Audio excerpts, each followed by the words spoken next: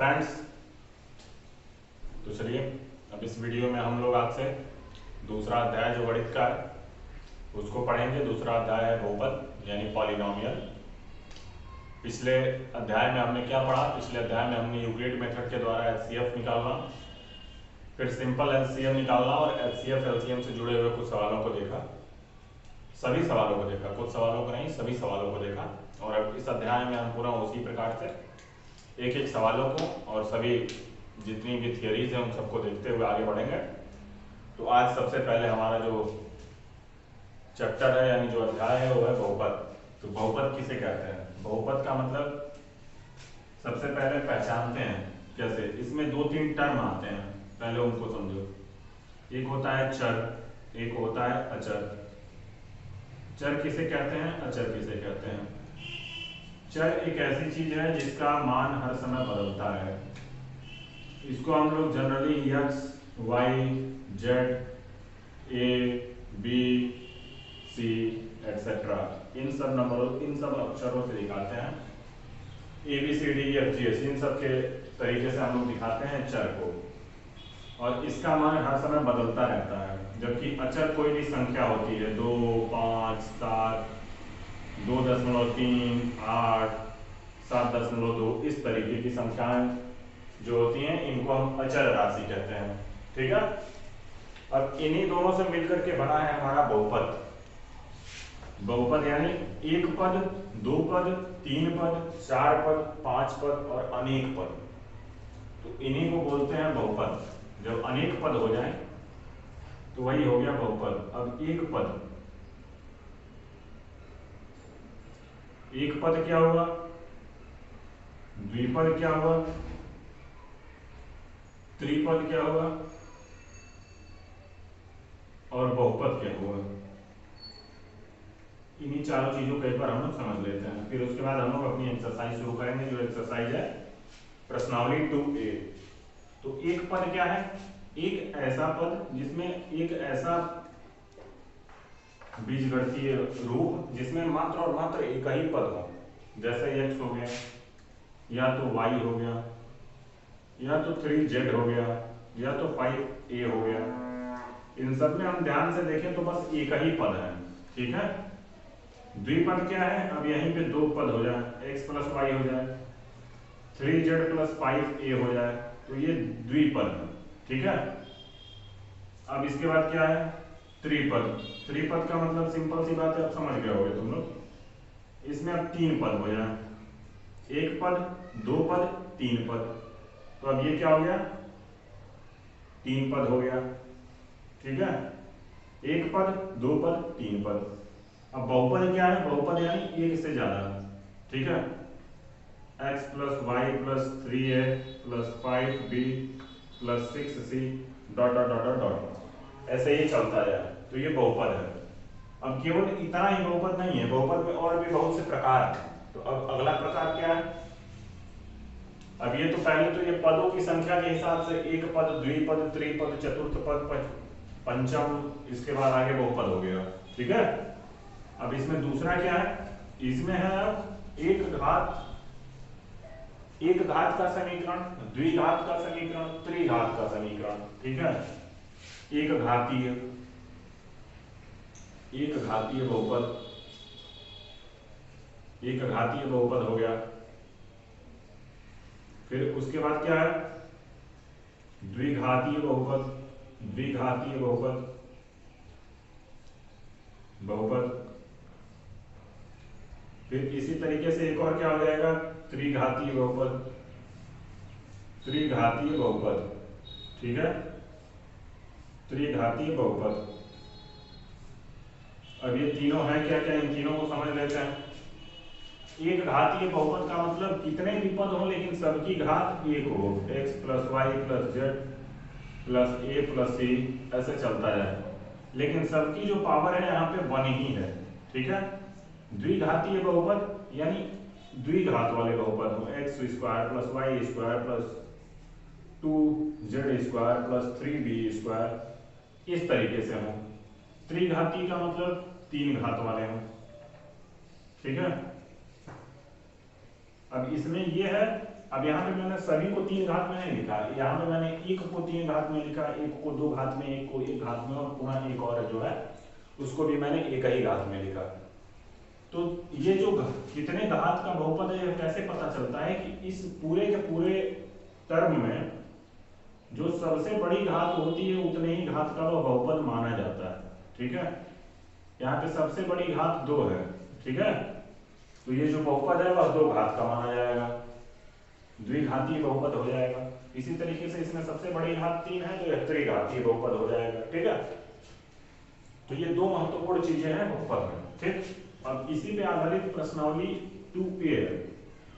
प्रश्नावली 2A में बहुत ज्यादा नहीं है, मुश्किल से 5 से 7 या 10 सवाल है और बस एक ही कॉन्सेप्ट पे आधारित है। अगर कोई भी द्विघातीय बहुपद होगा, द्विघातीय बहुपद होगा, द्विघातीय बहुपद होगा, तो सबसे पहली बात उसकी 2-3 चीजें होंगी। पहली चीज क्या होगी कि वह एक्स एक्सिस को, ये एक्स एक्सिस है और ये वाई एक्सिस है, वह एक्स एक्सिस को कम से कम 2 जगह पे जरूर काट रहा होगा, एक यहाँ पे एक यहाँ पे। अगर वह द्विघात का होगा, अगर वह त्रिघात का होगा, अगर वह त्रिघात का होगा तो वह एक्स और वाई एक्सिस को कितनी जगह पे काट रहा होगा, 1, 2 और 3 जगह पे काट रहा होगा। ठीक है, यानी वह जितने घात का होगा वह एक्स एक्सिस को उतनी जगह पे काट रहा होगा, यह निश्चित है। ठीक है, और जितनी जगह पे काटेगा इन्हीं को हम क्या बोलते हैं, इन्हीं को हम शून्यक बोलते हैं। क्या बोलते हैं, शून्यक। मतलब यह एक ऐसा मान है, इन दोनों मानों पे जो भी समीकरण है यह, वह समीकरण शून्य हो जाएगा, यानी उस पे समीकरण की वैल्यू टोटल शून्य आ जाएगी, यानी ये दोनों मान उस समीकरण को सेटिस्फाई करेंगे। इसी तरीके से इस समीकरण में जिस समीकरण का ये इक्वेशन होगा, ये इस इक्वेशन को ये 3 मान सेटिस्फाई करेंगे, मतलब इन 3 मानों पर वह समीकरण शून्य वैल्यू देगा। ठीक है, तो अब प्रश्नावली 2A, प्रश्नावली 2A में किस तरीके के सवाल है। प्रश्नावली 2A में इसी तरीके के कुछ फिगर दिए हुए हैं और उनमें कहा है कि आप बताइए कि कितने शून्यक होंगे, किस फिगर पे कितने शून्यक होंगे। ठीक है, एक मात्र प्रश्नावली 2A में पहला एक ही प्रश्न दिया हुआ है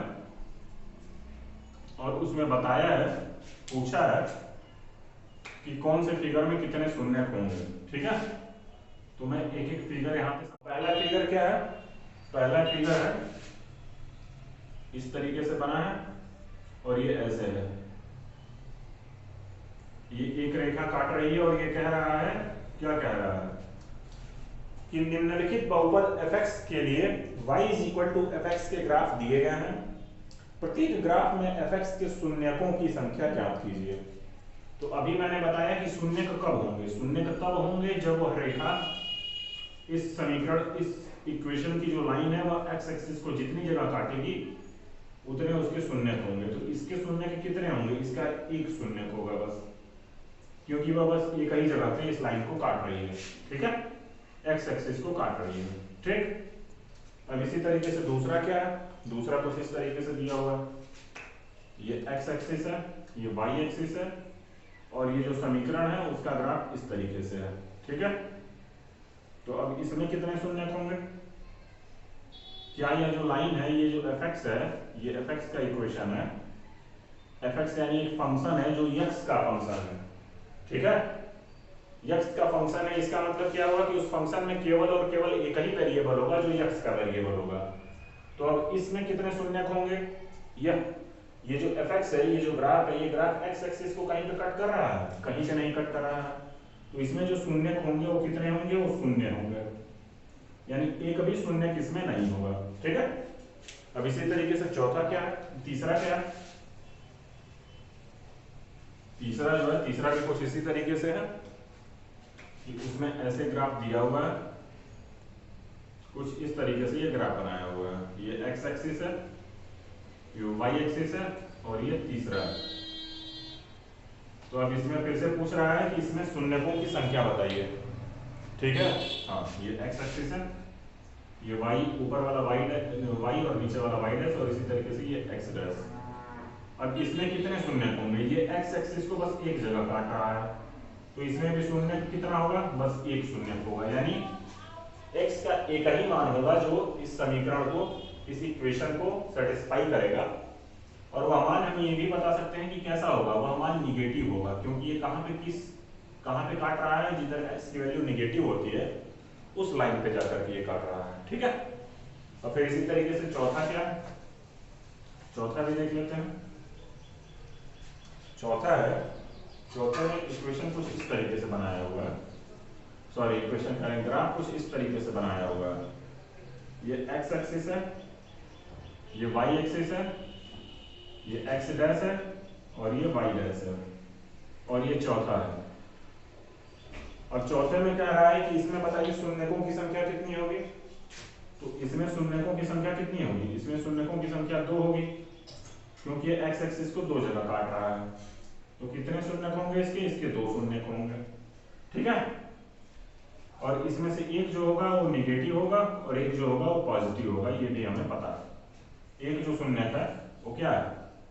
एक शून्यक हमारा निगेटिव है और एक शून्यक हमारा पॉजिटिव है, यानी x की एक वैल्यू पॉजिटिव आएगी और x की एक वैल्यू निगेटिव आएगी, ठीक है। और फिर इसके बाद से पांचवा प्रश्न क्या है?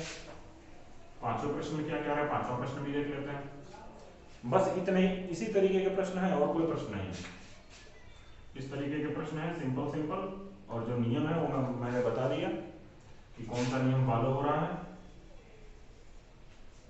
ठीक है। ये x है, ये y है, ये y डैश है और ये x डैश है, ठीक है। ठीक, अब इसमें ये बोल रहा है कि इसके शून्य बताइए कितने होंगे। तो अब ये x एक्सिस को कितनी जगह काट रहा है? 1, 2 और ये 3, तो इसके शून्य कितने होंगे? इसके शून्य कितने होंगे? इसके शून्य 3 होंगे, ठीक है। और इसमें से कितने पॉजिटिव होंगे? एक निगेटिव होगा और 2 पॉजिटिव होंगे, ठीक है, क्योंकि ये 2 जो है वो x एक्सिस पे पॉजिटिव की साइड में काट रहा है और एक जो है वह निगेटिव की साइड में काट रहा है। ये प्रश्न कौन सा है? ये पहले का पांचवा, ठीक है। अब इसी तरीके से छठवां क्या है? छठवां भी देख लेते हैं। छठवां जो है, छठवां कुछ इस तरीके से बनाया है, ये ऐसे और ये ऐसे। अब इसमें क्या रहा है कि इसमें शून्यकों की संख्या बताइए।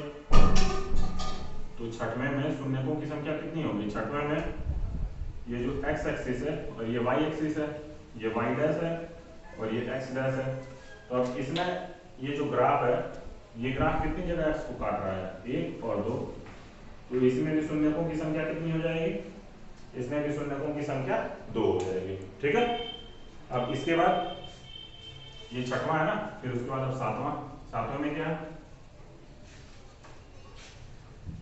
सातवां कुछ इस तरीके से है।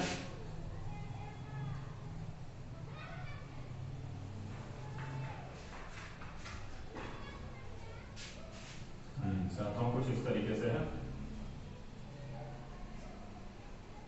ये x है, ये y डैश है, ये x डैश है और ये y है, और ये आपका है सातवां।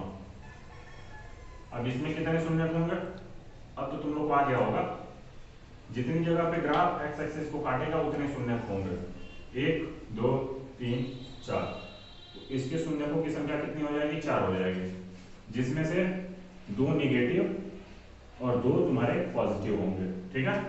यानी x की 2 वैल्यू निगेटिव आएगी और x की 2 वैल्यू क्या आएगी? पॉजिटिव आएगी, ठीक है। अब उसके बाद ये आठवां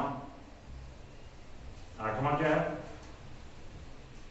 आठवां कुछ इस तरीके से बनाया हुआ है। इसमें जो हमारा ग्राफ है वो y एक्सिस पे कितनी बार कट कर रहा है इससे हमें कोई मतलब नहीं है, ठीक है। बस हमें ये देखना है कि ये x एक्सिस पे कितनी जगह कट कर रहा है। x एक्सिस पे ये जितनी जगह कट करेगा उतनी ही हमारे शून्यकों की संख्या होगी, ठीक। तो अब इसमें कितनी जगह पे कट कर रहा है? इसमें ये x एक्सिस को ये ग्राफ 2 जगह पे कट कर रहा है, ठीक है।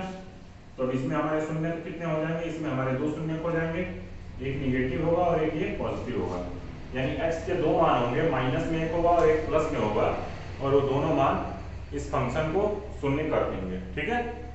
शून्य कर देंगे, इसका मतलब ये हुआ कि x के उन दोनों मानों को फंक्शन में रखने पर जहां जहां पे x होगा वहां पे जब रखा जाएगा तो फंक्शन की पूरी वैल्यू 0 आ जाएगी। ठीक है, अब इसके बाद आखिरी कौन सा है, आखिरी 9वां है, और 9वां कुछ इस तरीके से है कि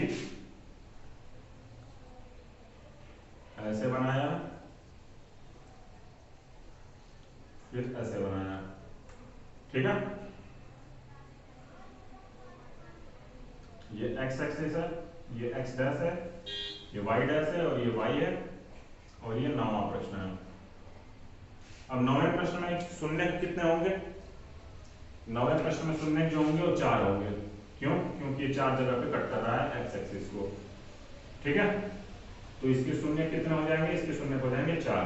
ठीक, यानी x की 4 ऐसी वैल्यूज होंगी जिसमें से 2 निगेटिव होगी और 2 पॉजिटिव होगी, जिसमें से 2 निगेटिव होगी और 2 पॉजिटिव होगी। ठीक है, और इन चारों वैल्यू के लिए जो फंक्शन f(x) होगा उस समीकरण में इन दोनों वैल्यू को जब हम लोग रखेंगे, इन चारों वैल्यू को जब हम लोग रखेंगे तो उस फंक्शन की वैल्यू हमारी 0 आएगी। ठीक है, यानी फंक्शन उस वैल्यू पे सेटिस्फाई हो जाएगा। तो कुल मिला के अध्याय दूसरे में जो बहुपद का पहला प्रश्नावली है, प्रश्नावली 2 है, उसमें एक ही सवाल है, एक सवाल के 9 भाग है और 9 के 9 प्रश्नों को मैंने बता दिया कैसे करना है और क्या इसमें मेन जो इसका मेन क्या है, मेन थियरी इसकी क्या है वो मैंने आप लोग को स्टार्टिंग में बता दी। ठीक है, अब अगली प्रश्नावली जो है वो प्रश्नावली 2B है, उसमें भी कुछ थियरी है, मतलब उसमें भी कुछ है टर्म जो आप लोग को पहले समझना है, फिर उसके बाद उसको लगाना है। तो उसके लिए फिर हम अगली वीडियो में मिलेंगे। तब तक के लिए आप लोग जो हमारी पुरानी डिस्क्रिप्शन में जितने भी लिंक दिए हुए हैं उनको विजिट करिए, उनको ध्यान से देखिए, पढ़िए, और उसमें से जो ना समझ में आए आप कमेंट करिए, आपके कमेंट का जवाब दिया जाएगा आप लोगों को। ठीक है, तो चलिए फिर अगली वीडियो में मिलते हैं, तब चलिए फिर, थैंक यू।